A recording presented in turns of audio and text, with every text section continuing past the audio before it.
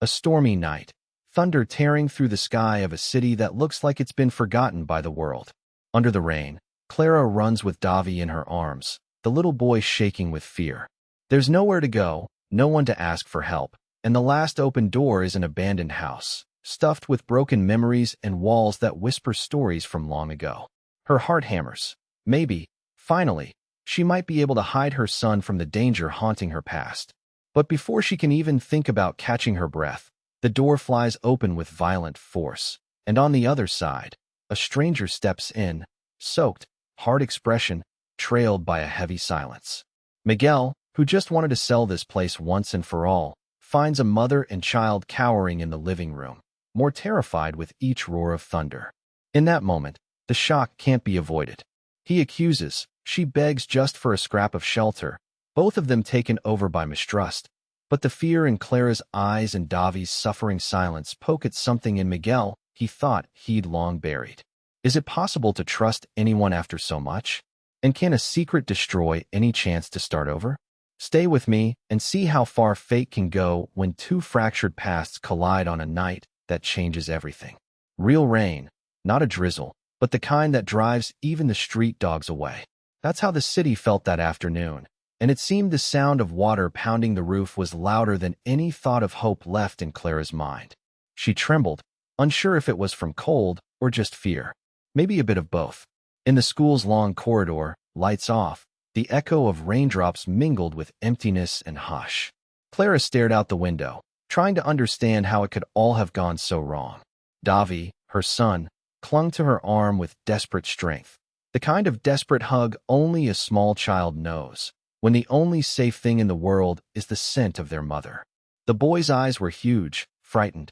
Clara breathed in the sweet smell of his skin, a mix of little boy perfume and anxious sweat. He whispered, nearly voiceless, asking if they were going home, but she didn't even know what answer to give. Home had become such an abstract idea, so many doors slammed, so much ground worn down. It barely meant anything anymore. The rain wouldn't let up. The school guard was already leaving. He told her flatly. Everything had to be closed up. No one on duty, no gym open, nothing. It stung to hear it put like that, but she understood. She had to leave, to summon up some scrap of courage. Outside the school, the wind nearly tore the umbrella from Clara's hands. She looked all around the street, searching, but there was no one. She couldn't go back to the tiny apartment, not tonight, not with the fear of being found. No friends, no sister, no neighbor who could take them in. Davi whimpered softly, huddled and sniffling. His clothes were drenched just from crossing the gate. Clara crouched down and saw that on her son's face. Each raindrop looked twice as heavy. She pulled him close, whispering that everything would be okay, though her voice failed at the end. "Promise, Mommy?" he asked, voice quivering. And the silence then weighed on her like a stone. She squeezed his little hand just a little tighter. In her mind, only one place surfaced, the old house at the end of the dirt road, near the creek, abandoned for years. No one would look for them there. Dark, damp, half forgotten. Maybe it still had a roof and a scrap of peace, the thing she needed most right then. They hurried on, feet sinking into puddles, mud rising around their ankles. The cold seeped into their bones. Hair plastered to her forehead, shoes rubbing raw. Davi's steps stumbled, and she nearly carried both of their weights by herself. When they reached the house, Clara shivered, part fear, part some strange new hope. Broken windows, a facade that was once beautiful now like the skeleton of a giant. But the air held that scent of old wood, the kind that sheltered dreams before. Pushing the gate open made too much noise for anyone trying to go unnoticed. Inside, it was dark and cold, but dry. The silence was so thick she could hear her heart thudding faster, driven by guilt and the desperate need to shield Davi from every danger in the world. Clara looked at her son. In the gloom, he looked even smaller by the staircase, his fair hair stuck to his forehead, eyes lost as if searching for an explanation for all this. He didn't ask again when they'd leave. He just pulled from his backpack a worn stuffed animal, hugged it to his chest, and sat on the damp floor, very slowly, waiting for directions his mother didn't know how to give. Clara caught the heavy scent of wet wood mingled with ancient dust, bringing back her own childhood, when she dreamed of being a teacher, of living in a house filled with sunlight, not silence. She sat beside Davi, tugging her own jacket to wrap around him. They stayed like that, side by side, too scared to speak aloud. Any whisper felt wrong inside those walls. The wind outside rattled the window, a constant knock. Every so often, something fell in the attic. Or was it just her imagination? Each sound made Clara squeeze Davi closer, trying to hide her own fear. She wondered if anyone would even notice they were gone, but doubted it. Inside that house, Clara's thoughts kept getting sliced by memories she wanted to forget. Every cold drop dripping from her hair brought back her ex-husband's face, his shouting, the feeling of having nowhere left to go. She forced herself not to let panic take over in front of her son, tried to smile, pretend that this was just some adventure. But the boy could feel it. Her fear was his fear. For a while, there was nothing but rain and their anxious breathing. Davi, knees tucked up, looked at the ceiling as if he could see stars, but there was only darkness there. He wanted to ask about his dad, but seeing his mother's face, he knew it wasn't the time. Clara's stomach grumbled, and she held her breath, willing herself not to make a sound. She'd saved 2 cookies in her jacket pocket, broke them, and quietly gave him half. Chewing seemed too loud. Each crumb was more than she could give, and less than Davi deserved. For a moment, Clara leaned her head against the cold wall and closed her eyes. Her son's small body, still there, warming up in their makeshift shelter, was enough to keep her from falling apart. She thought about praying, asking for a gentler tomorrow, but the words wouldn't come. Only a silent sob, hidden, as she tried to pretend everything was normal. A loud clap of thunder scared Davi. He leapt into her lap, and there they stayed. There was nothing left to say. Just wait. In the emptiness of that house, Clara felt something changing. Maybe it was courage, growing slowly between fear and longing. Maybe just the feeling that this night was going to change everything. Even if she didn't know how yet, it was the start of a story she never imagined she'd live. The storm outside was only a reflection of what was happening inside her. And somehow, lost as she was, she sensed she wasn't as alone as she'd thought. The pounding of the rain was relentless, a distant drum beating against the old roof. But suddenly, the sound changed. A creak, long and harsh, carried through the dark corridor and pierced Clara's heart. She shrank back immediately, instinctively pulling Davi tighter, hiding even the sound of her own breath. For a moment, everything hung in the air. Davi looked up, eyes wide with fear and confusion. "Mommy," he whispered, but Clara only pressed her finger to her lips. In that house full of shadows, it felt like even the smallest gesture had to be quieter than the silence itself. Footsteps approached. The sound of a shoe on wet floorboards, hesitant, almost angry. Then, the drip-drip of a soaked jacket, the sharp smell of rain and damp wool. Before anything else, she saw a shadow. Then, the faint glow of a cell phone flashlight slicing through the dark with something like suppressed fury. That's when Clara saw his face, Miguel. She didn't know his name or his story. She saw only a tall man, dark hair stuck to his forehead, drops sliding down a tired, hard face.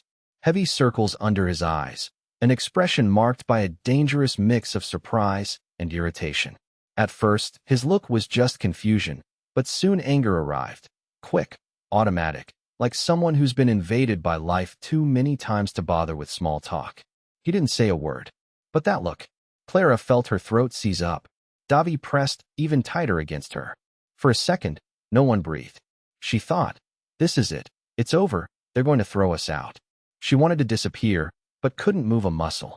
Her hands shook, cold even under the old sweatshirt. Miguel looked back at the door, half expecting someone else, a bigger threat, some kind of chaos. But it was just her and the child.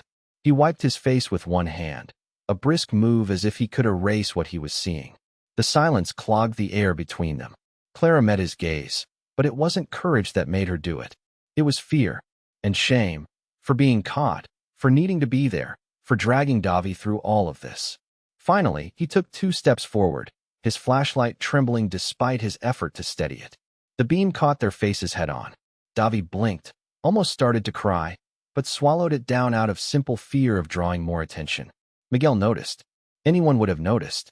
The boy was far too small to be there. Wet clothes, goosebumps. Nothing was said, but everything was understood. Clara wasn't just any trespasser. She wasn't there for herself. There was a desperation in her, something fiercely maternal. Miguel felt it. Underneath the anger, a pang of discomfort. He didn't want to care, but the silence in the room made everything bigger. Inside him, two sides fought. The man who wanted to kick them out, and the one who knew too well the loneliness of needing a place just to exist. The rain picked up, blowing through a broken window, washing the stale smell out and bringing a chill. The noise even drowned out the floorboards creaking as he dropped his bag by the door. Everything echoed. The rain, their silences, all tangled up with the weight of their stares. Clara thought of speaking. She begged for the right words, but fear tangled her tongue. She didn't want to seem a thief or irresponsible. All she could do was hold Davi, fingers digging into his arm. She wanted to cry, but she was a mother, and mothers never break down in front of their children. Miguel looked around, at this house that was once his, full of draped furniture, the smell of the past, boxes piled up in the shadows. The old clock still hung on the wall, stuck in time. He thought of all those years avoiding this place, stories he never wanted to tell even himself. Now life was returning his past in a twisted way, throwing a stranger into his living room, smashing through his expectations all over again. Davi looked at him with huge, round eyes, full of that particular child's doubt. Is this man good or bad? Will he yell or help? The boy had no clue about adult wars, only the feeling in the air. He clutched the worn-out toy to his chest like it might be a shield. Miguel saw the fear in them and suddenly remembered what it's like to have nowhere to go. He'd run away from here years ago, vowed never to come back. Now he saw himself in them, though he refused to admit it. There was that bitter taste in his mouth, like the kind that pride brings when it hurts. Clara's throat burned, wanting to explain, to blurt out everything and pray he'd understand. But Miguel only frowned, lips set with worry. He didn't come closer, but he didn't throw them out either. The truth was, all three were trapped there. By fear, by the house, by the storm. Each trying to guess the other's thoughts, wishing the night would just end. Their pasts, different as they were, both scarred by pain, made the air heavy, as if the battered old walls were breathing right along with them. The rain hammered on. Somewhere, thunder made the windows shake. Davi curled up, and Clara pressed his body even closer. Every move was defensive, every part of that strange man signaled threat. But deep in Miguel's eyes, there was a familiar trace, not pure anger, maybe not even pity, but of someone who's begged for shelter before and knows, whether or not he'll admit it, what it means to fight to survive a night like this. Their silence screamed louder than words. And for a few minutes, no one moved.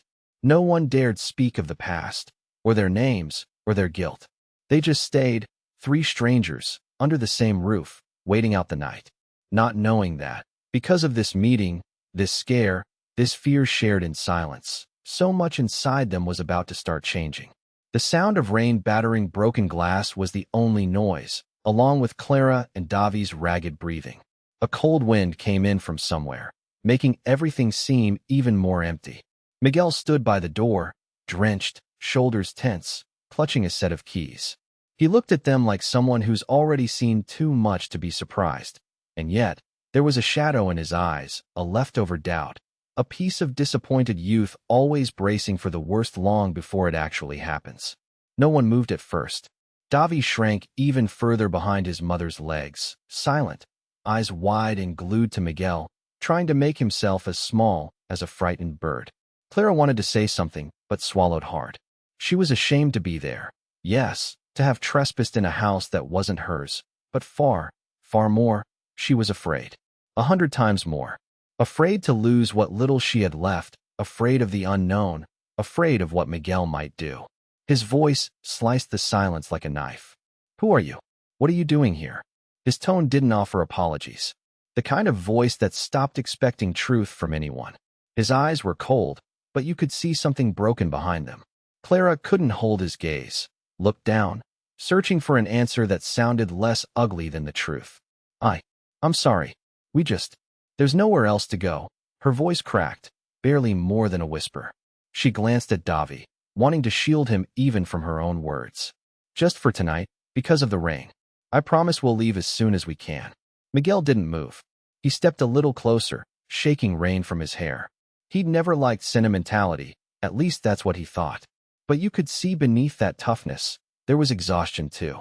A heaviness that came from more than just this moment. This is trespassing, you know. If I wanted, I could call the police right now. The way he said it made Davi latch onto his mother's hand even tighter. Clara felt his tiny nails pressing into her skin. She froze. The word police made everything inside her even tenser. How could she explain? How to convince a stranger, a wounded man, aching with old resentments, that her fear of the police wasn't just a fear of trouble, but a fear of everything falling apart completely. She tried to hold back tears, but her voice shook. Please, we didn't mean to steal anything. We've got nowhere to go. She looked at her son, an apology in her eyes for not being stronger, braver, more of everything. For a second, silence returned. A heavy silence, thick with unsaid words that screamed louder inside each of them. Miguel watched her. There was anger in the way his jaw tightened, but discomfort too. You could feel he was thinking of 1,000 things at once. Maybe his own mistakes, maybe someone who'd needed help before and ended up another disappointment. The rain outside grew heavier, battering as though it wanted to force its way in. Clara realized she was shaking all over. She didn't know if it was from cold, fear, or both. Poor Davi just leaned his head against her belly, motionless, waiting for a miracle. Miguel wiped his face, as if debating between two worlds. But the decision didn't come easily. It took him a while to look at the boy again. And only then did he see the pure, childhood fear in those eyes, the fear of losing even what you never got to keep. Something shifted in Miguel's face. He tried to harden, but compassion slipped out along the edge of his eyes. Only for tonight, he said, short and gruff, but it wasn't a threat anymore. Tomorrow morning you're gone. I don't want any trouble. Clara's relief almost hurt. She exhaled hard, but stayed hunched. She couldn't be sure whether she was safe or this was just another lull before the end. Miguel moved away, dropping his backpack in a corner. There was no warmth in the house. No comfort. Only a bonfire of unresolved emotions. He wiped the floor with his shoe, as if searching for a sign things could be different, but everything felt the same. The same neglect in the walls was the neglect he felt inside. And Clara knew, by the way he looked at them, that each of them carried a world full of things locked tightly away. Davi held back tears. He brought his fingers to his mouth, chewing the sleeve of his worn jacket. He wasn't asking for anything now. Didn't even have the courage to wonder what tomorrow would hold. He just wanted to sleep, if possible, in his mother's lap, warmed by the little she could give. Outside, thunder shook the whole house. Miguel looked at them again, less severe now. He closed the door softly, as if he wanted to keep at least a bit of the world out. Night finally fell, and there they stayed, each with their own ghosts, listening to time slip by between rain beats and unspoken words, sensing that the next decision might change everything. Miguel didn't know what to do. He stood there, motionless, trying not to show doubt, but his fists clenched so many times it hurt. He wore the hard mask of someone long since disappointed, but inside, everything was confusion. In front of him, Clara trembled, not just from cold. Her hair stuck to her face, but in a way that left anyone exposed. She hugged Davi, so tightly it was like she wanted to fuse them together. The boy breathed fast, trying not to cry, his nose snuggled into her shoulder. Outside, the storm made more noise than any words they could exchange. Wind leaked through the cracks, bringing the smell of wet earth, and every thunderclap shoved the silence deeper into the house. In the end, they were just three strangers, each trying not to fall apart. Miguel tried to keep his distance, to keep control, as though it might protect him. He tried to speak tough again, but his own voice wavered. I just want to know what you're doing here, he said, but it was obvious there was more to it than that. Even he was asking himself, what sort of people hide in an old house in the middle of the night? And why did that fear in her eyes affect him so much? Clara looked down, breathing in pieces. She bit her lip without knowing it, searching for the right words, but there weren't any. Memories circled in her head, doors slamming, shouting, Davi's bag being packed hurriedly days before. Now, she didn't know if she was fleeing or just postponing something worse. She wanted to apologize to the stranger, to explain everything, justify the impossible, but shame weighed more than her need. I'm sorry. There was nowhere else, she finally murmured, her voice ageless and thin. For a moment, Miguel's look softened. He'd have denied it if he could see himself. But it was plain, Clara wasn't a threat. She was fear, pure and simple. The boy, too, huddled up, looked up and locked eyes with Miguel. Just for a second, those small, dark eyes were pleading for a truce. Even if he didn't understand what they were being accused of, time grew thick between them. Miguel fiddled in his pocket, pulled out his phone as if to call someone. Take action, prove he wasn't soft. But he just stared at the lit screen for a moment and shoved it back.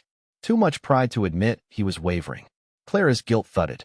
She thought of every time she'd promised never to ask anyone for anything, never to get caught up in trouble.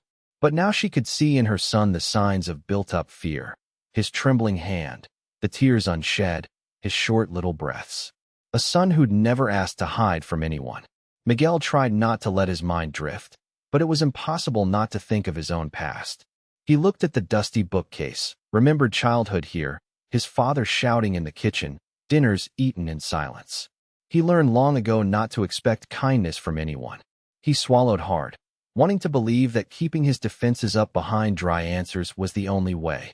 Clara didn't notice, but Miguel looked at her again. For the briefest moment, he admired her strength. A different kind of strength, born of fear and need, not movie hero bravery. He'd never had to run. He'd had money, had a name, but he hadn't ever been rescued by anyone, either. Each one there kept their story locked up tight, like a dangerous secret. The cold from the downpour started to seep into the room, creeping in through their feet. Davi, still in her lap, hid his face, sniffling, the way only a child who knows he can't draw attention does. Clara thought of asking for a blanket, or even if they should leave, but nothing came out. The silence between them took on a new meaning. It wasn't just threat, but exhaustion. Almost a plea for it all to end. Miguel looked away, leaning against the far door. He ran a hand through his hair, that nervous gesture he assumed nobody noticed. Outside, lightning flickered, illuminating the old furniture and peeling paint for a split second. And in that flash, he saw Clara and Davi, outlined there, looking as lost as the ghosts of his own past. He wondered if he'd ever really be able to throw someone out in the middle of a storm. He remembered times, surrounded by people, when everything still felt cold. He glanced at the boy with a kind of almost innocent sadness. Davi wanted to talk, but swallowed it down. And you could tell, can't you, that a child like that doesn't learn silence on their own. Miguel's phone buzzed in his pocket, startling all three. Just some reminder, nothing important, but it cut the moment like a blade. Time moved forward again. Miguel took a deep breath, fighting the instinct to be harsh. He clearly hated having to choose. Clara, noticing his hesitation, almost got up to leave, but couldn't face the rain and dark outside. She felt the weight of Miguel's look following her, evaluating, suspicious, but also, just for a breath, almost offering something like mercy. That's when neither of them said a word. No one shut any doors. No one told them to go, or insisted they stay. There was only that loaded silence, not comfortable, but not hostile anymore either. Each in their own space, their past fears clinging to their skin. The storm seemed to say this wasn't the time to leave, and nobody dared test fate. No one trusted anyone, but no one could bring themselves to end it, either. Every heart tightened, hot then cold, aching with loneliness. And that night, among the cracks of the old house, doors half open and eyes never meeting twice, the secrets of the past began to weigh heavier than the rain outside. And that's how they stayed. Three souls thrown together, doing their best not to show their scars. The cold creeping in, memories pressing down, no easy answer. Only one silent certainty. No one was ready to leave. Not yet. The rain outside pounded hard on the old roof, a sound more like the city itself scolding them for being forgotten. Clara sat on the floor with her legs tucked under her, holding Davi tight against her chest. He was still trembling, his big eyes trying to tell the difference between fear and simple exhaustion. The little boy yawned nonstop, but fought sleep. The storm rattled the whole house, every thunderclap shaking not just the cracked walls, but her heart as well. Miguel stood across the room, coat half open, slowly running his hands through his wet, dark hair. His face held the look of someone wishing he was anywhere else. His fingers shook a little, which he hid by fiddling with the fireplace.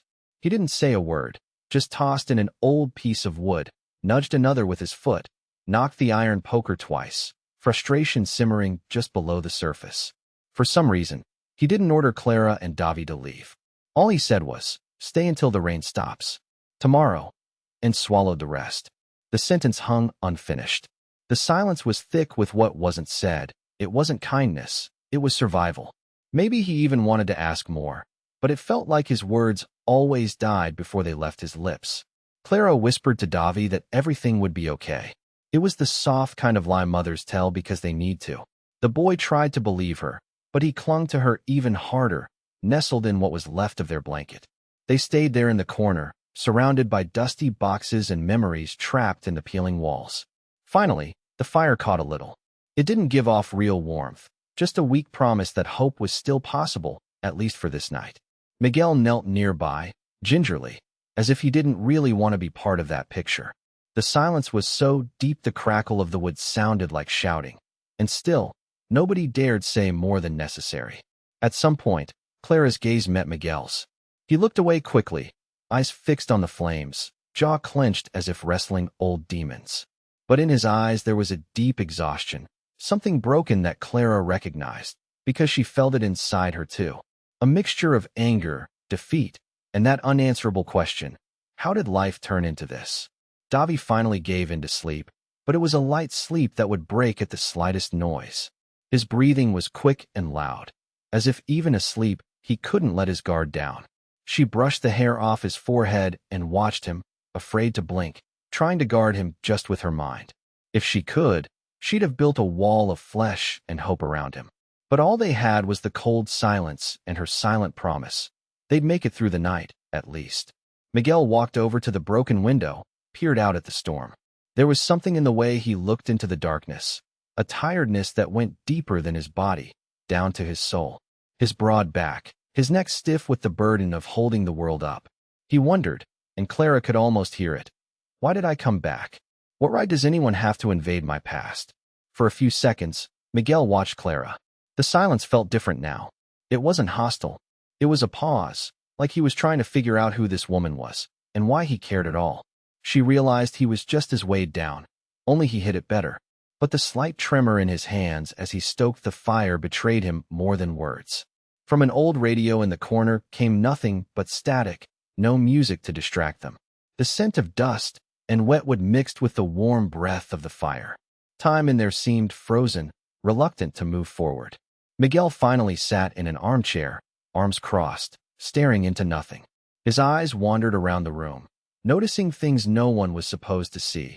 A forgotten toy truck near the curtain, Clara's well-worn shoe, a dark stain on the wall that could be rain or something older.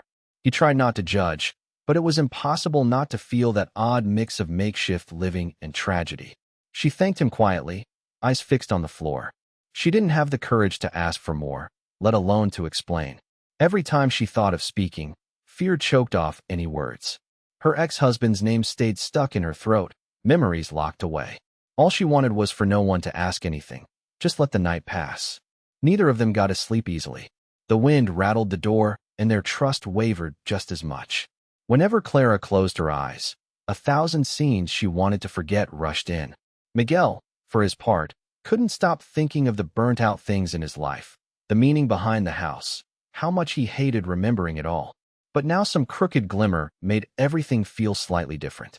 He was there, with strangers, inside his own past, wondering when he'd become so alone. The night crept on. Davi's sobs faded, the tear on his cheek dried. Clara, though exhausted, stayed alert, her body ready for any threat, any sound. At one point, she realized Miguel wasn't sleeping either.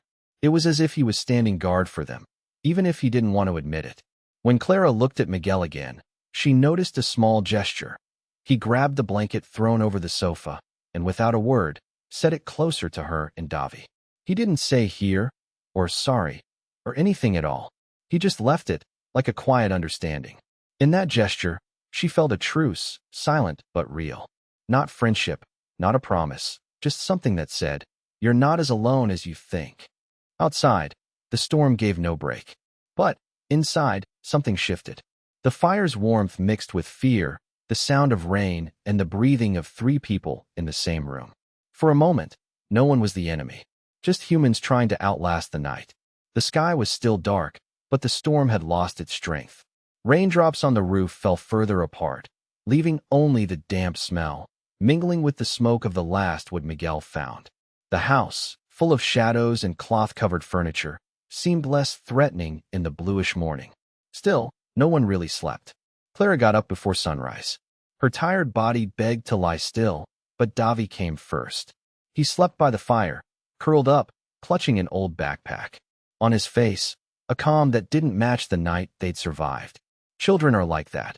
If their mother is close, they invent peace even in terror.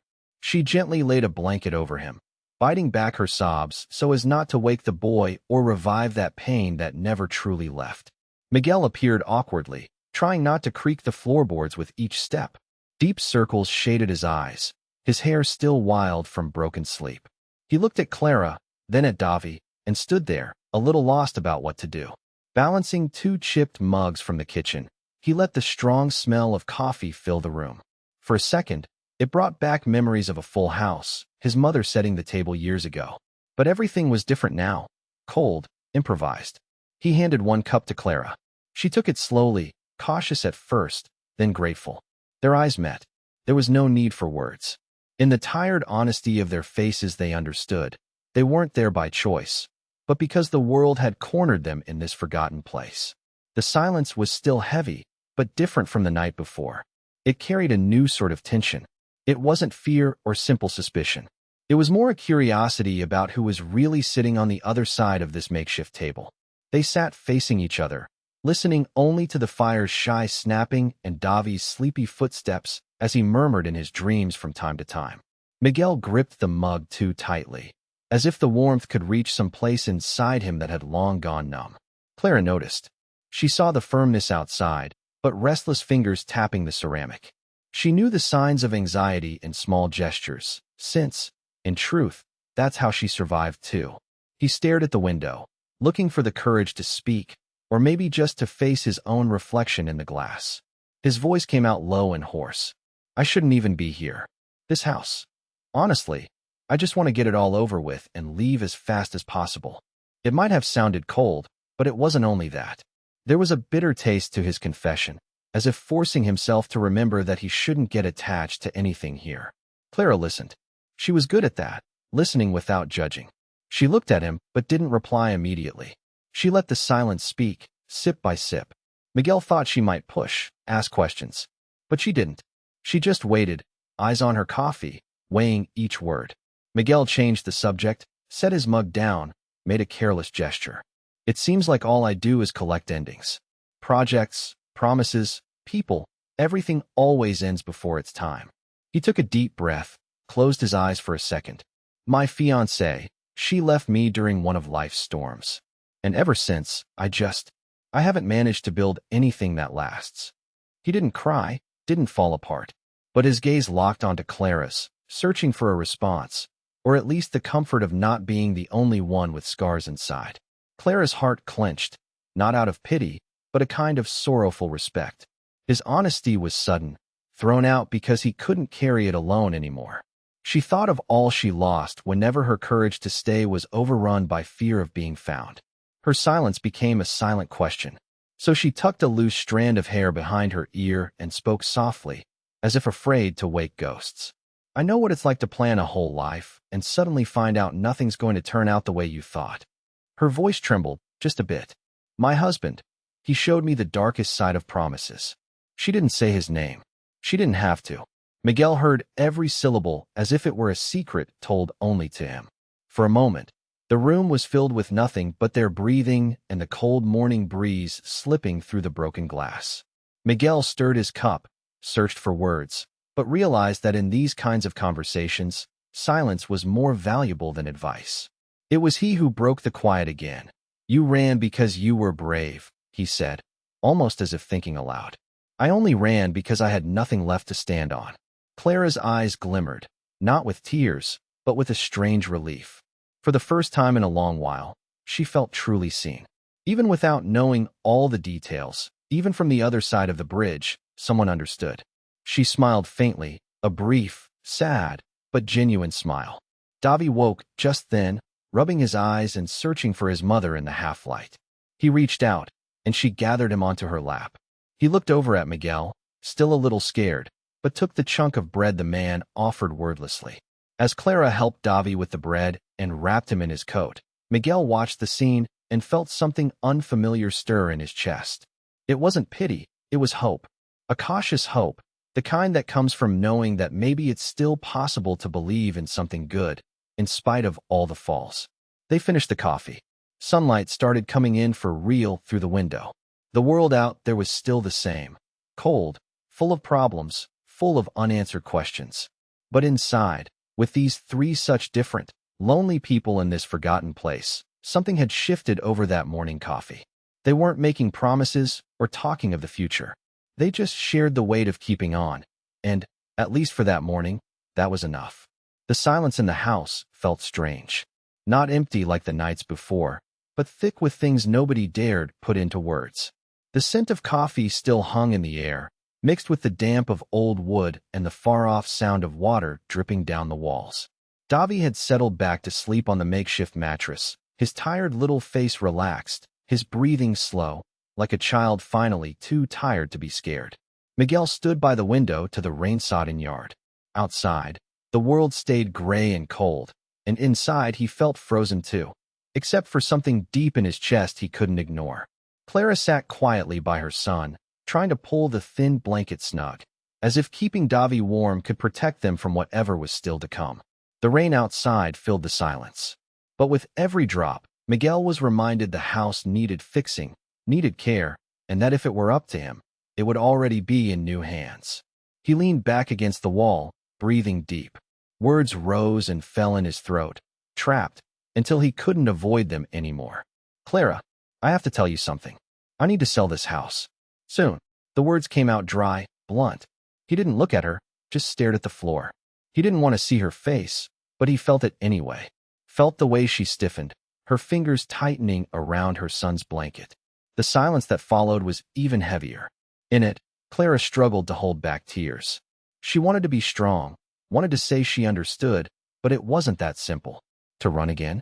To start over again? Her feet felt like lead, as though she couldn't move anymore. But she didn't have the nerve to ask anything, to beg for kindness. He turned toward her, his expression hard, but the anger aimed more at himself than at her. I can't stay here. All this, it hurts too much. I just want to get it over with. Leave this town, forget everything, he said quietly.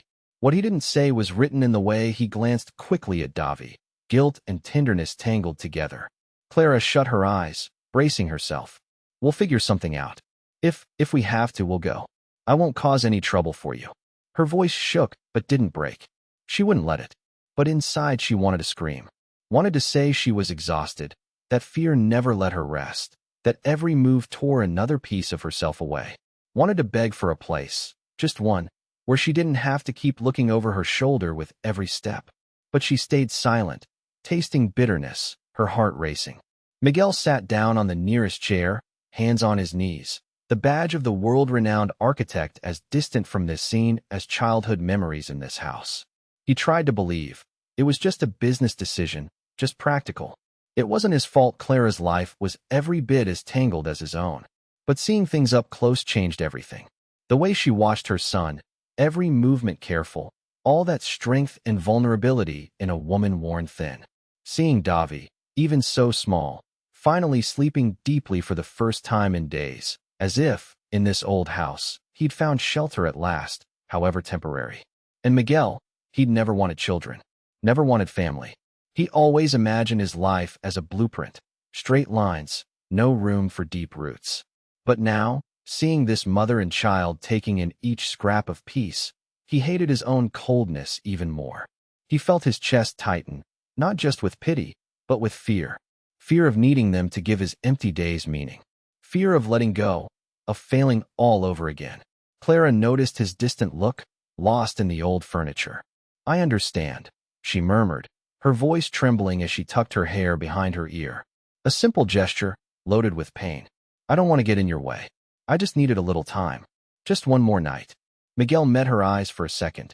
He saw honesty there, and a silent plea. It wasn't begging, just someone desperate to survive. He had no answer to give. The wall clock ticked slowly, marking the time of hard decisions. Inside, he wondered, had anyone ever looked at him like that?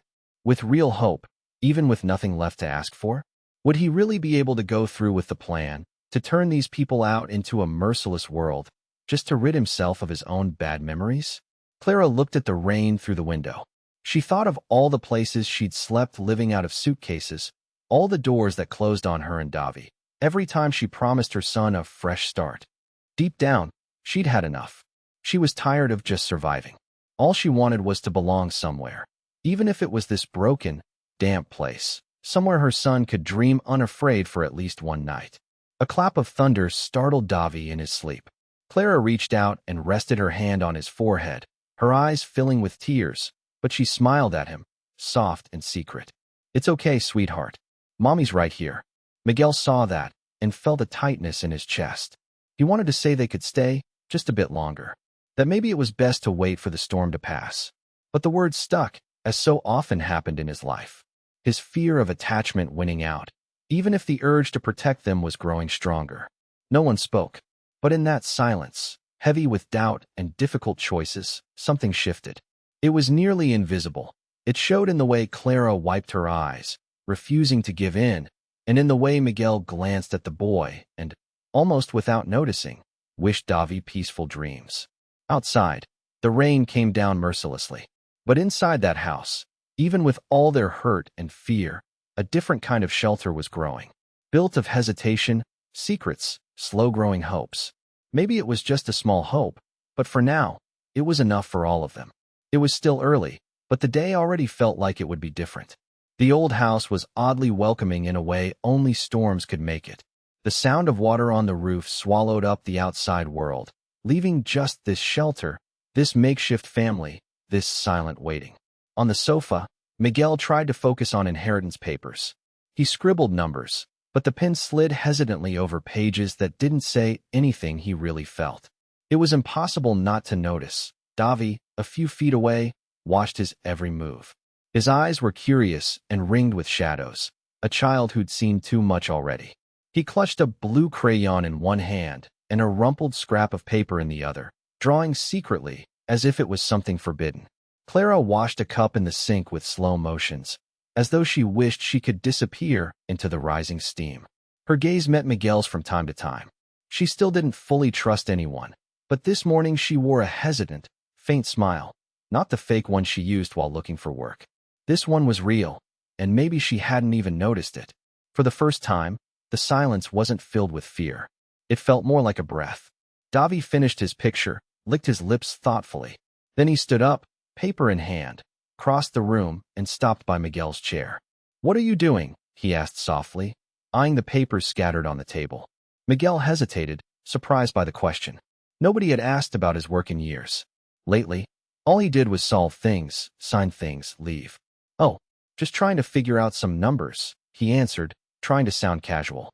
Davi bit his lip, thinking, then, without fuss, slid his own drawing to the middle of the table.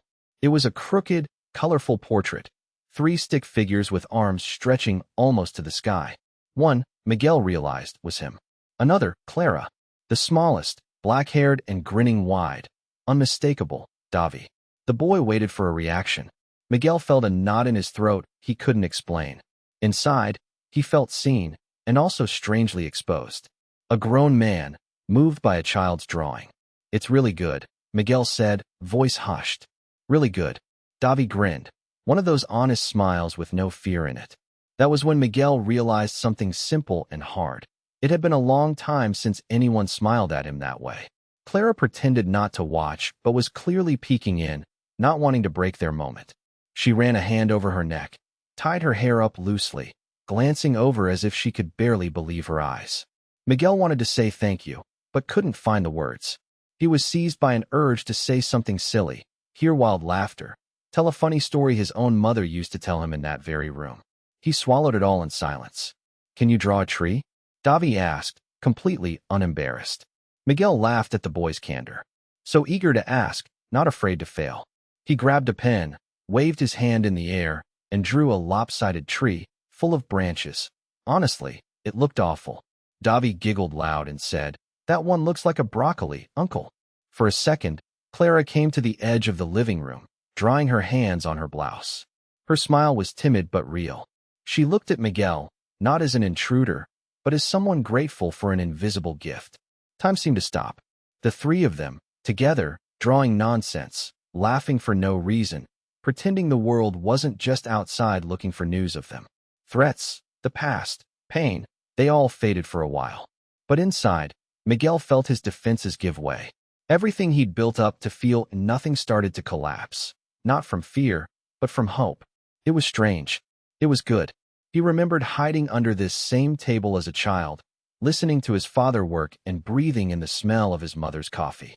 For a moment, he almost forgot why he wanted to sell the house, why he believed there was no place left for good things in his life.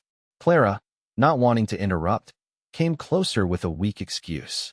Davi, don't bother Miguel, honey. Miguel looked at her, surprised at how soft his own name sounded from her lips. He's not a bother. It's been a long time since He stopped, sentence unfinished. He felt a warm ache in his chest and understood, suddenly, that he missed this. The simplicity of not needing to hide from anyone in here. A flash of lightning lit the dark room, but none of them startled.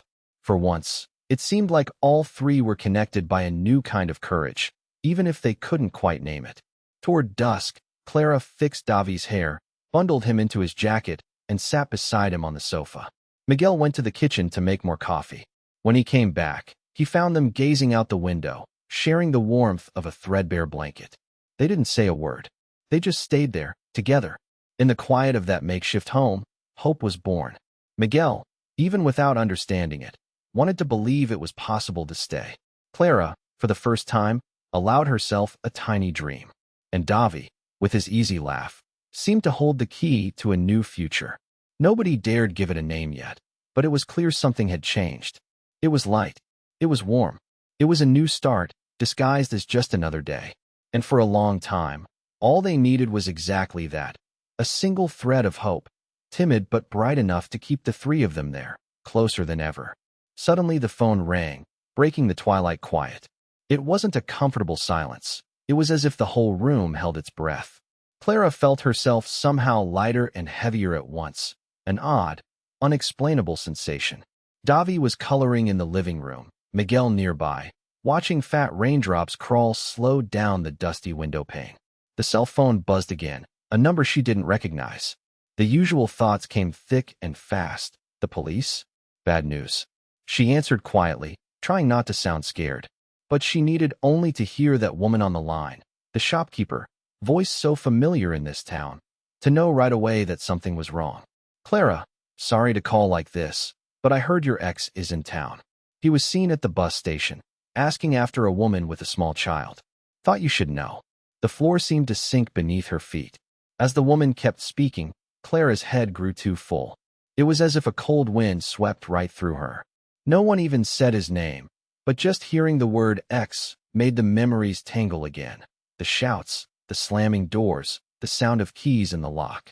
Instinctively, she glanced at Davi, sitting there so calm, drawing what looked like a little house, two stick figures holding hands. Deep down, Clara wished she could hide her feelings, but she couldn't. Fear cracked open inside her, sharp and total. She hung up the phone, trembling, trying to lock her desperation away in her chest. But your body doesn't really listen at times like these, does it? Her hand shook a little, her gaze dodged Miguel's. Just meeting his eyes, shame flushed through her, shame at her own weakness, shame she might be shattering. At last, a sliver of peace. Miguel noticed. The way he stopped looking out at the street and just stared at Clara, that thick silence stretching between them. It wasn't a question, but a wait, a quiet offer to listen. And somehow, at the same time, he seemed to be saying, you can trust me, but it'll be when you're ready. But she didn't have time. The threat was no longer just a memory, it was here, heavy in the room. She wanted to explain, but the words caught in her throat. Clara sat down slowly on the sofa, as if even her own weight might hurt. Miguel approached without a sound, leaving a bit of space between them, as if he knew exactly how far Clara's boundaries went, and respected everyone. He didn't ask right away, just stayed there, close, waiting. He spoke more with his eyes than with words. You could see the conflict in his face, doubt, carefulness, a hint of anger for what she was having to feel. In the corner, Davi looked up, wary, sensing there was something wrong in his mother's silence. But soon he went back to his scribbling, maybe to escape the tension, maybe to shield himself from a pain he was already learning too young. When Clara finally managed, the barest whisper, "He's here," it took Miguel a moment to understand. My ex. He came after me. It was like releasing an avalanche. She didn't say his name out loud. She didn't need to. And Miguel didn't ask. Miguel's face hardened. For a second, it looked like he might explode.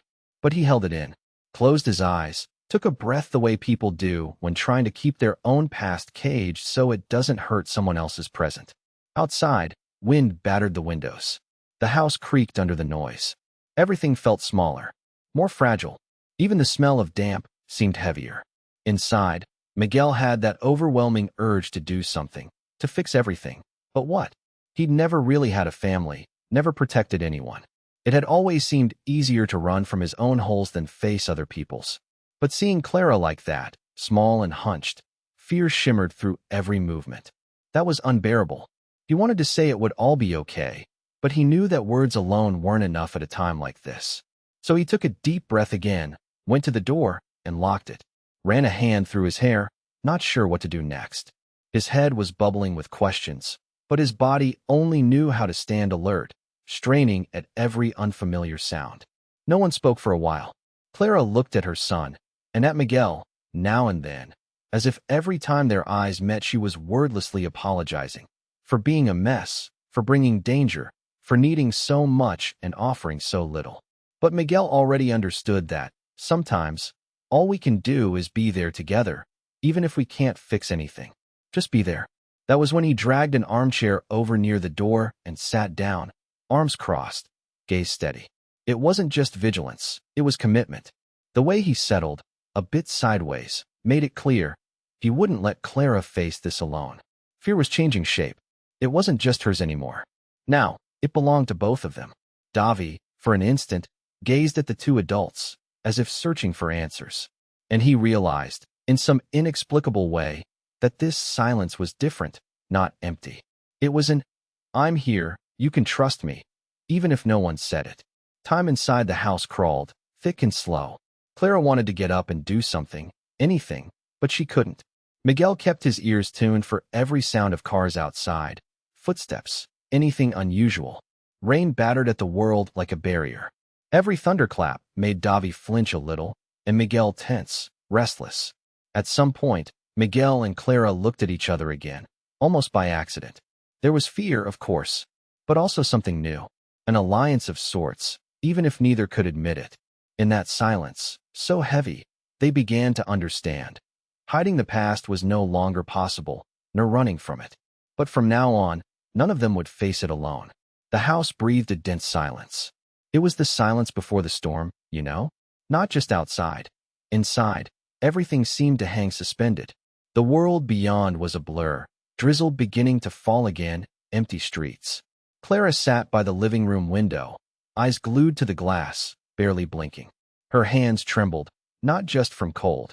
It was fear, that old, familiar fear crawling through her chest.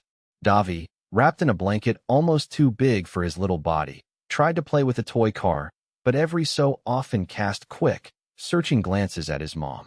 As if even at 5 years old, he knew how to read danger in the air. Miguel fiddled with the locks, pacing room to room, a hammer and a handful of nails forgotten in his grandfather's old shed. He stopped at each door, checked if it held, pressed his ear to the wood, straining to catch what might be lurking in the night outside. He'd never imagined coming back to this house, much less being its protector. But in truth, he had no choice. The threat was real, news of the ex-husband's presence fresh and echoing in Clara's bones and in the walls. Miguel's face was more set today, not out of anger, but resolution. A deep line ran between his brows as he tightened the locks, but his eyes looked sad. It was like he was saying goodbye, deep down, to a quiet life he never got to live. Now and then he raked a long hand through his hair, trying to bring some kind of order to his mind, but everything was chaos. Clara, despite the anguish, quietly gave thanks for not being alone. She could hardly look directly at Miguel without a lump forming in her throat. She thought of Davi, small and fragile as a frightened bird, and once again felt the weight of that secret, The choice made, simply, to survive. She was ashamed of needing help, of not being the fortress her son deserved. But tonight, there was something else, too. With Miguel near, her breathing felt less heavy.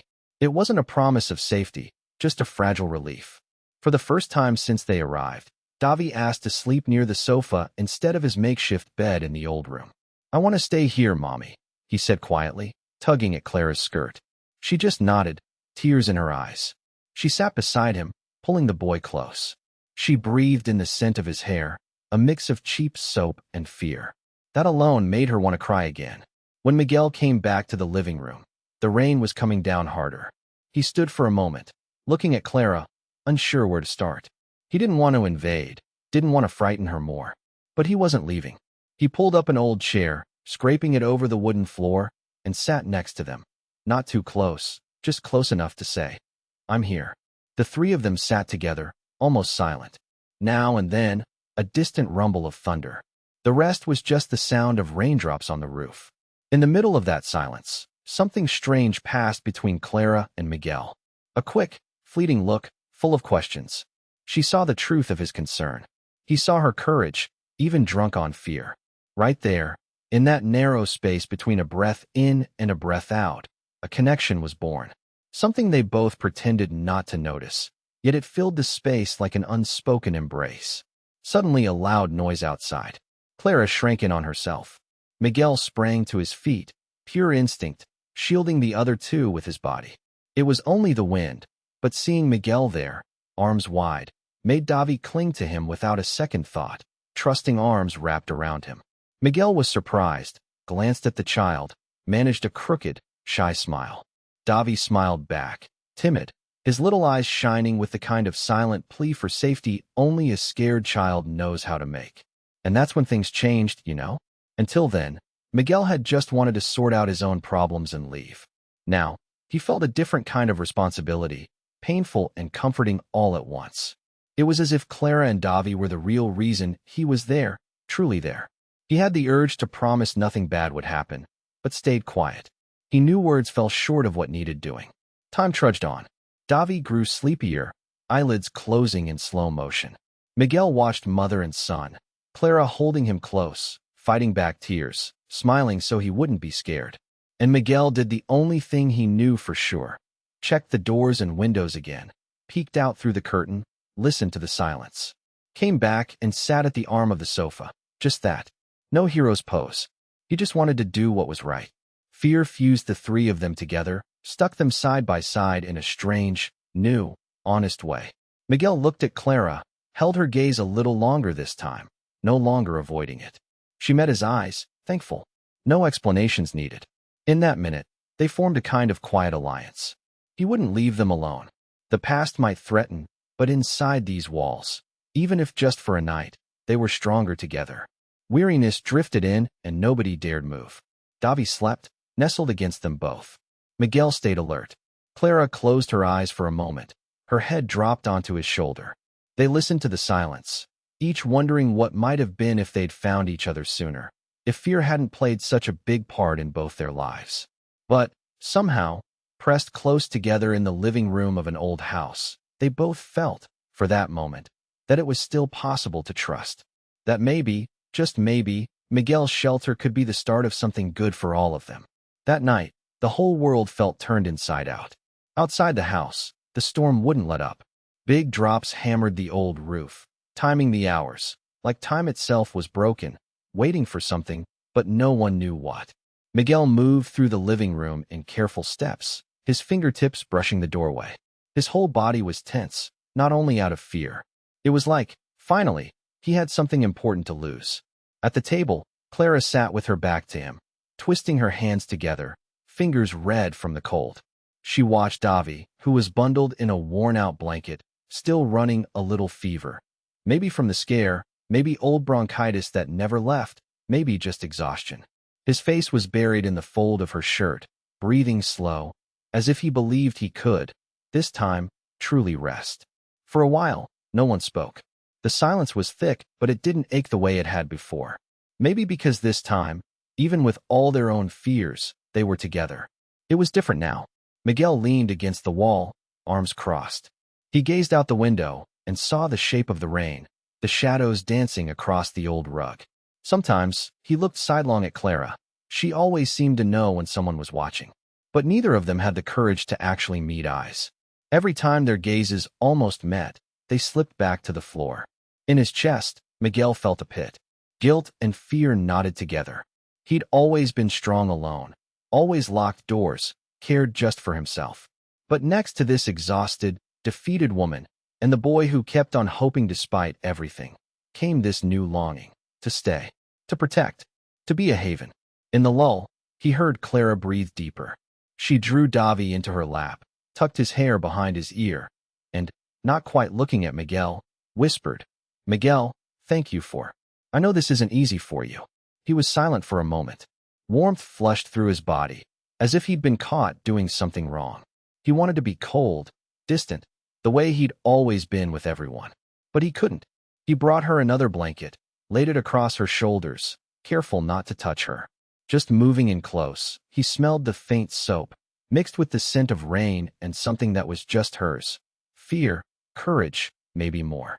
He found himself thinking back. The woman who'd left him when things got tough. The father, hard as stone, who'd taught him real men don't cry, don't crack.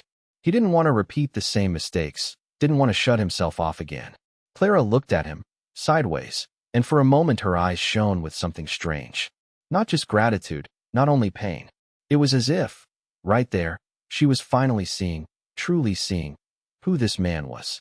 Like she'd glimpsed something beneath the surface. "Are you afraid?" Clara asked, her voice quiet, almost shy. Miguel took a while to answer.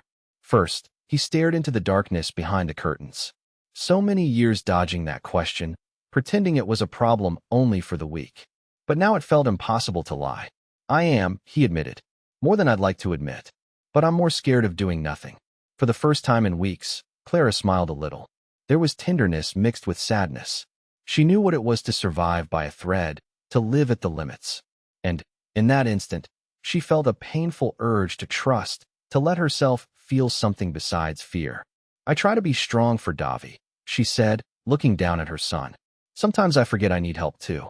Silence returned, but it was gentler, warmer. Miguel sat down beside her, close enough to feel warmth, but not touching. Clara's fingers trembled as she brushed a bit of hair from her face. Outside, the wind howled, rattling the planks. Inside, all three sat quietly, but it wasn't loneliness anymore. It was the kind of silence you only hear when you start sharing the weight. An improvised shelter, all the fragile things they had left in the world, and for now, that was enough. Davi mumbled in his sleep, clutching Clara's shirt. She looked at her son, then at Miguel.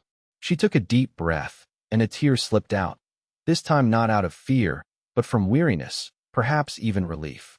Miguel couldn't resist. He put a hand on her shoulder, very gently, asking with his eyes if it was okay.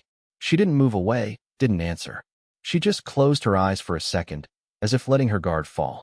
In that small gesture, something shifted. It wasn't really affection yet, nor friendship. More like a silent pact, to get through this together, even if only for that moment. Miguel felt his heart race. He wondered if it was right to feel all this. If, in the middle of danger, he was allowed to wish for a different future, a new life. He wanted to say something, but just sat there, feeling the heat of her skin, listening to the breath of mother and son. Inside each of them, the storm went on. But it wasn't just destruction anymore. It was also a will to live, a desire to stay. And between fear and refuge, something else was born. Things no one dared name. Not yet.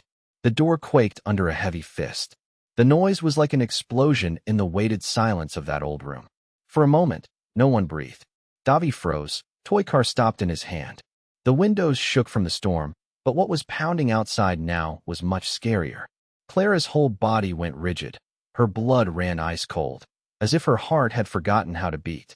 Her name came, snarled in a hoarse voice, already drunk with anger. The past barging in, no invitation. Fear stamped every line of Clara's face. She looked at Miguel, searching for an answer, not even knowing what to ask. All she had was terror, the kind that burns, that paralyzes, that never wants to be heard or seen. Miguel was beside her, and in that moment Clara realized he was trembling too. It wasn't fear of his own past, It was for the threat now only yards away, on the other side of the door. Silence between them was brittle and dense. He shot her a quick look, asking, without words, if she wanted him to open up, if he should confront the man. She shook her head, pleading, eyes shining with tears on the verge of falling. The hammering intensified. "Clara, I know you're in there." It came like thunder. Miguel stepped away from her, slow but steady. He lifted the ragged curtain a crack and saw the man on the porch. The ex-husband. Tall, drenched clothes, eyes bloodshot from sleeplessness, or the kind that only wants to hurt. Miguel didn't know that face, but he knew the type. And in some way, he also knew the helpless fire rising inside himself. On the floor, Davi's fear was different. He just pulled the old bit of couch blanket tighter around himself. His dark eyes locked onto Clara, wanting explanations, protection, a lap to curl into. Everything she'd always tried to give. But now, it seemed like much too little. Miguel closed the curtain and said quietly, as if afraid of breaking hope, "Stay behind me. Lock the kitchen door. And don't open, no matter what he says." His voice wasn't loud, but it wasn't weak, either. There was that brand of courage that only shows up when there's no other choice. When the ex-husband tried to force the front door, Miguel stood strong, almost blocking the entrance with his body. This wasn't just a contest of strength. It was a battle Clara knew too well.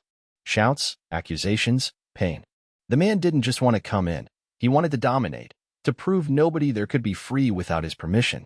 "Clara, open this door, or I'll smash it down," he bellowed, kicking at the wood. Miguel's fear nearly suffocated him, but he didn't budge.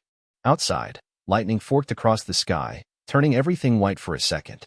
The wind made the sagging walls moan. Every sound seemed to whisper, "The end is coming." In the back, Clara hugged Davi to her chest, heart pounding terrifyingly loud. The boy, only half understanding, whispered, "Mommy, is that the monster?" She forced back tears, positioning herself between him and the locked kitchen door. "No, I'm here. Nothing's going to hurt you."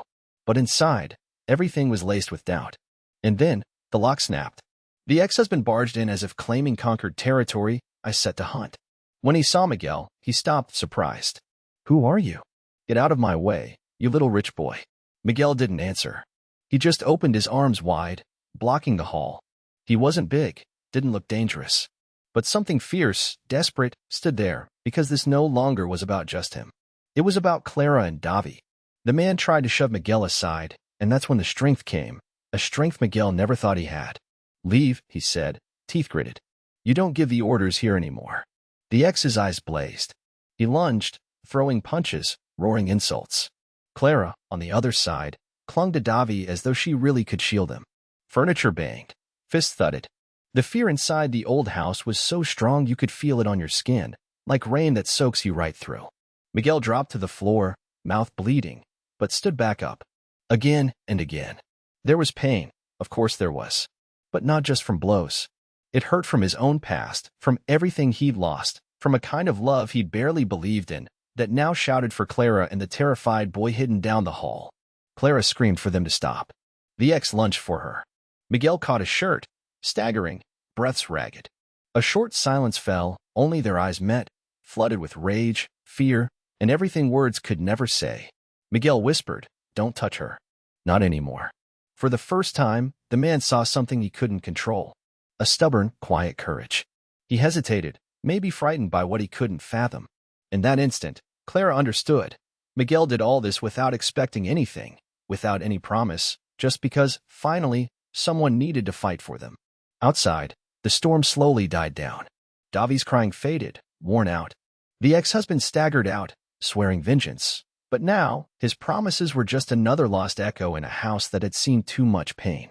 Miguel stood, breathing painfully, eyes shining with tears he'd never allowed. He looked at Clara, and for the first time in a long while, she realized she wasn't alone anymore. Amid broken wood and stifled sobs, she hugged Davi tightly and whispered thank you. Miguel didn't know what to say, so he simply stayed, letting the silence speak for him. Because nothing matters more when everything falls apart than who stays by your side. And on this night, for the very first time, together, they were a home. The first light crept gently past the torn curtains of that old house. There was still the smell of wet earth, splotches of fear scattered across the floor, shoe prints here, a dark stain of dried blood on Miguel's sleeve, Clara's jacket lying in a corner. but that cold morning felt lighter. In silence, Clara opened her eyes first. Instinctively, she reached for Davi beside her. He was still asleep, a small hand clutching her shirt. She hadn't seen him sleep like that in ages, breathing easy, his lashes quivering like for once his dreams could be peaceful, safe at last. She just watched him for a while, listened to the soft sparrow chatter outside. There was a tightness in her chest, but not from fear anymore. A strange mix of relief and disbelief. Could this really be what safety feels like? It still hurt to recall everything they'd survived, the ex, the shouts, the threats, Miguel's battered body standing between them and violence. But it was over now. They were there, whole. She could hardly believe it. On the far side of the room, Miguel sat on the stained sofa, lost in thought, staring at a patch of wall. His face was bruised, beard rough, one hand heavily bandaged with a bloody, makeshift cloth. But his eyes held something new. The emptiness, for the first time in years, seemed colored by hope. He caught Clara's gaze and looked away, bashful. Neither knew quite what to say. Silence hung between them, now a kind of refuge. She knew what he'd done. He knew what she had been through. This wasn't a time for words. Davi woke up slowly. He rubbed his eyes, unhurried for the first time in so long, as if that morning he didn't have to leap out of bed in panic. He smiled at his mother, then at Miguel, who smiled back, the wobbly smile of someone still learning how to feel lightness. It seemed trivial, but in that smile, everything shifted. Clara got up, fetched a water bottle from her battered backpack. Davi sat closer to Miguel, shy but curious. An unspoken camaraderie flickered between them. It was as if, overnight, fear had made room for something else. Davi looked up at Miguel with the open trust of a child whose learned adults can sometimes stay, who seemed to say, "You didn't leave." And Miguel understood that more than any words. The floor was cold. The furniture, dust-caked, still clung to too many stories. Clara approached the window. The sky was clear, shining with a kind of impossible calm. The little town outside was already beginning to wake. The air smelled of fresh bread, truck engines, a horse's whinny far off. Such staggering normality after so much storm. She stood there, breathing deep, afraid to move, as if any new step might shatter this fragile peace and bring all the pain rushing back. Miguel got up slowly. His body ached, his head felt heavy, but he had this sudden urge to walk over to Clara. He stood behind her, his hands uncertain, not sure what to do with them. He tried brushing the dust off his arm, then gave up. He looked out the window with her, sensing just how much meaning could fit into a quiet moment like this. And he thought, maybe this was that feeling of belonging everyone talked about. That urge to stay, not because you have to, but because your heart wants you to. Inside, his life replayed like a movie. His fiancée leaving him. Endless arguments with his father. All those years wasted in gleaming offices, as empty as this house had been until last night. But now, with Clara and Davi here, in the place where he'd grown up, everything felt different.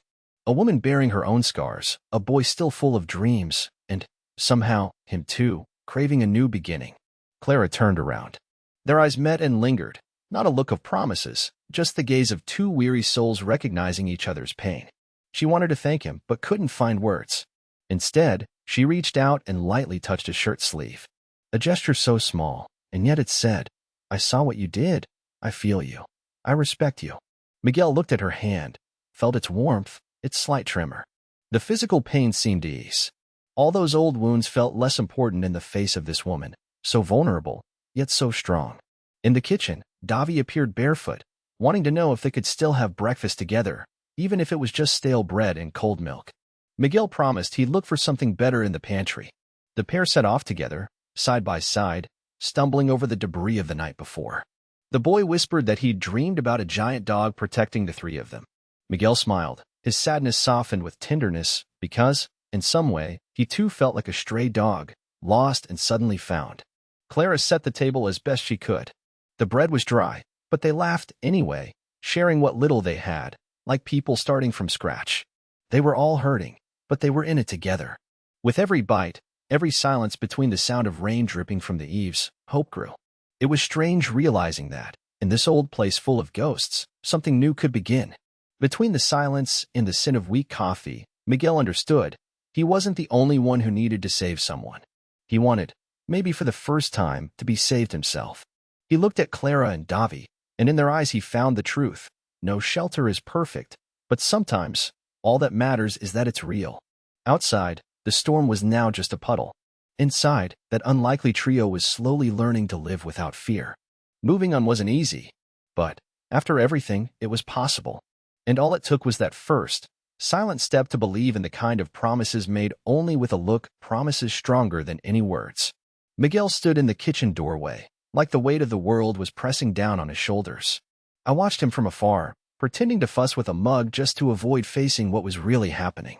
It had been 2 days of calm. Davi was racing his toy car through the living room, its plastic wheels scraping the scuffed floor, becoming a background soundtrack for everything else. I could hear Miguel turning his phone on and off, texting, sifting through papers in silence. He kept everything bottled up. Never asked for anything. Just grabbed his keys, stared out the window, sometimes took a deep breath, as if trying to convince himself of something. The house wasn't beautiful. It was full of cracks, the smell of old dust, coldness clinging to the gray walls. But for the past few days, it had been our only refuge.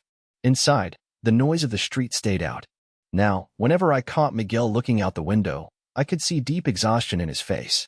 He wasn't just that lost man who'd barged in, wanting to throw us out in the storm. He'd changed. As close to staying as he was to leaving. It seemed like there were two Miguels inside him, one wounded and ready to run, the other curious what it would be like to stay where your heart finally beats quietly. Words aren't my strong suit. Never have been. Hiding Davi, protecting him, that I know how to do. But talking about what I feel? Not so much. Still, I went up to him, slowly, like you wake a child in the middle of the night, careful not to frighten them. I rested my hand on the counter, looked down at my mug, which didn't even have coffee left. Davi was in the living room, drawing, acting like life was already sorted out. Kids forget fast, or maybe they're just better at forgiving. Miguel glanced over, and I felt the urge to apologize just for existing, for intruding on his routine. But what came out was a huge silence, one of those that feels like it stretches for centuries. He waited for me to speak. I waited for him to say something first.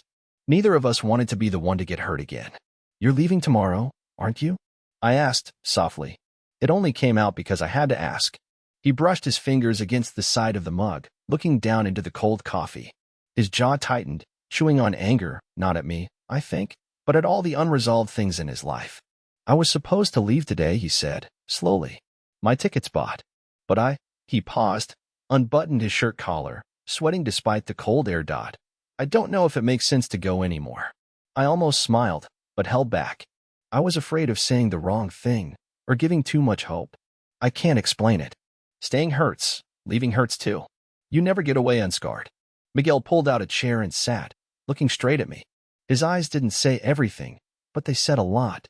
Weariness, a longing for something real. You could tell he wanted to ask a question, but didn't know how. So I gave up waiting for the perfect line. I spoke in my own clumsy way. "And what if you stayed a while longer?" I said it. It didn't sound like much, but I poured everything into those words. The fear, the hope, the request not to be left alone again. He took a deep breath, closed his eyes. Thought. The silence after that felt heavy. Only the wind rattling the window and Davi's pencil scratching at some random paper could be heard. I counted seconds, wondering what he might be thinking. Did he miss his big life out there too much? Were Davi and I just a brief respite before he left for good? Miguel shook his head, snapping out of his thoughts. He ran a hand through his hair, distracted. When he looked at me again, it was different. The wall that had always been between us was gone. I spent my whole life running from here, Clara. I left thinking the world was big, that out there things would make sense. But he paused again, searching for air. "Here, with you too, for the first time in years, I don't feel so alone."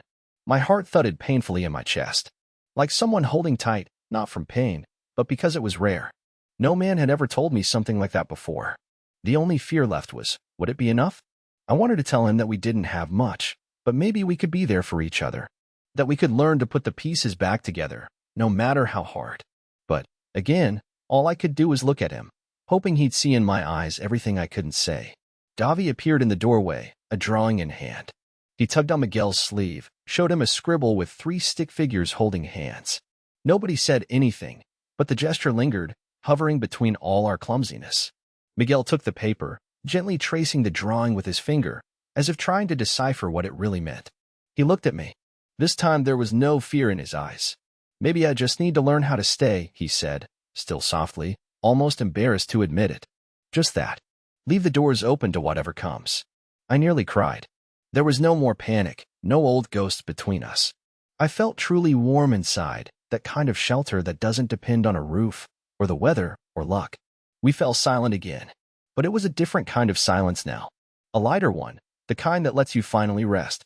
You could almost hear the sound of the world starting again, softly, outside, along with the light rain on the cracked roof.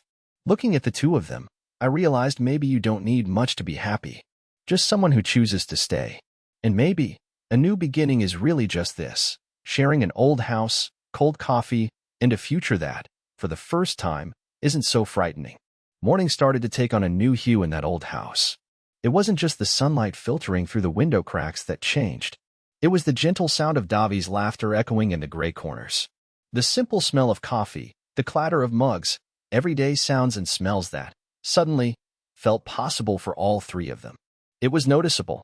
The weight of old fears, that same one that used to make Clara watch the door every minute, began to lighten. She still woke up startled now and then, face damp with sweat, heart racing, but soon she'd hear the tiny, pattering footsteps down the hall. She'd see her son come in, clutching his pillow, and that bitterness she'd carried for so long softened right there. Miguel noticed it in little things first. Davi curling up in his lap, small hands searching his pockets for adult secrets. And when the boy grinned at him, really smiled, with no uncertainty, the world seemed less fierce. Miguel couldn't quite explain it. He'd spent years locking up every feeling, every bit of hope, behind iron gates. Now, a boy and his mother had disarmed him, without a single word. Their routines were modest, but that was everything. Clara, busy with battered pans, learned to improvise her way into each meal. Miguel helped in his own way, fixing a rickety chair, sanding a piece of furniture, suggesting repairs to make the place a bit safer. It wasn't perfect. It was life, patched together, real.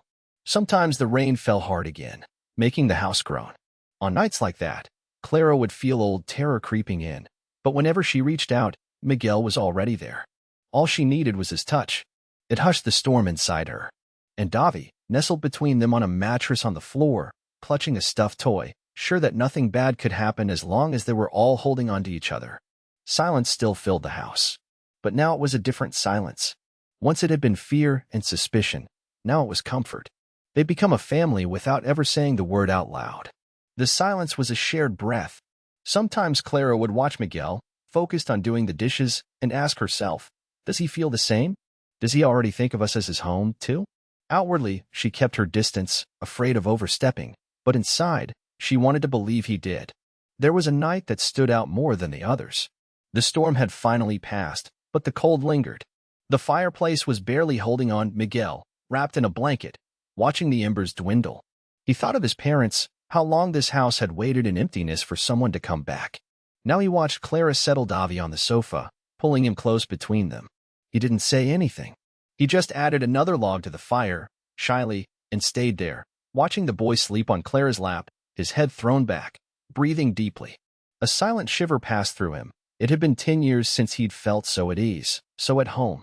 Clara hardly blinked, just watched Davi sleeping, his warm little hands pressed to her chest. When she finally looked up at Miguel, he was looking at her. They didn't say a word, just shared that look. A wordless smile, mutual gratitude. For being here, together, for choosing every day to stay. Deep down, Clara was still afraid everything might fall apart. Afraid to dream too much, afraid to lose it all. But she saw the way Davi clung to him, the way Miguel started asking her opinion about what color to paint the door, and she understood. They were all trying. Their pasts were hard, full of shut doors. But maybe, in this improbable place, they could open a window together. Time moved slowly there. Davi drew the three of them with colored pencils. Miguel laughed, joking that his hair had never looked so funny. Clara, listening to her son explain he needed more space on the page, lost herself in thought. How long had it been since she'd seen her child feel so safe? Maybe never. She'd never had that herself. A peaceful place, small joys, without jumping at every sound. Miguel changed, too. He became lighter. Anyone seeing him from afar wouldn't have guessed he was once that weary man, dragging the weight of his past. His laugh became less rare, more spontaneous. He'd smile at Clara when she least expected. It was his way of saying, I'm here, I see you. The words didn't always come, almost never, but they weren't needed. Sometimes he reached for her hand as they crossed a dark hallway. Small things. Fingers brushing, lingering, no hurry. Clara felt the warmth rising, slowly, flooding her chest. Guilt still lingered, memories of her ex-husband and doubts. But Miguel never pressured her. Time belonged to them. The choice to begin again was made each day. At their simple breakfast table, Davi, with milk at the corner of his mouth, quietly asked if he could call Miguel Uncle. Miguel froze for a moment, serious, but then burst into laughter. It was the first time Clara had heard that pure laugh from him, almost surprised by it himself. She noticed the hard lines of his face soften, his eyes light up. Miguel said he could call him anything he wanted. Davi's eyes sparkled, and he turned to his mother, certain everything would be all right now. At that moment, Clara understood. Family wasn't about last names or bloodlines. It was this: choosing each other, offering protection and acceptance. It was the warmth that filled a cold place, no matter how threatening the world outside became. They weren't afraid of the street noise anymore. They didn't run from their memories, even when they still showed up now and then to try and steal their peace. Clara didn't have to hide her son in basements or be fortress and shield alone. And Miguel, finally, understood that some houses only become homes when you stop running from your past and choose to start over with someone else who's trying, too. What used to be pain became care. What used to be abandonment became an embrace. In that house, in the midst of the storm that each of their lives had been, they chose to stay. Every single day. And in that cramped, unlikely space, 3 broken lives learned, brick by brick, that family is something you create, nurture, and, above all, choose to love, even when everything else feels impossible.